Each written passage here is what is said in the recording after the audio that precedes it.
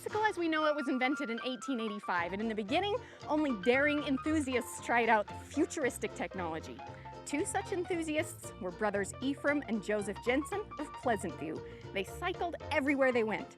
To be a cyclist, you also had to be a mechanic because you had to repair breakdowns all the time, and there were no standard bike designs or parts. Bikes could be made of heavy wood and steel, they called them bone shakers, and usually had no brakes. But all that was part of the thrill, and soon bicycle races became a public spectacle.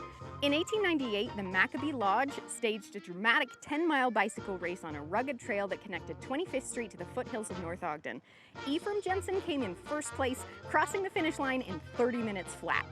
He won a $15 prize, which is over $500 today, and he used it to fulfill his dream to open Jensen's Bicycle Shop in Boise, where he was seen bicycling around town well into his 90s.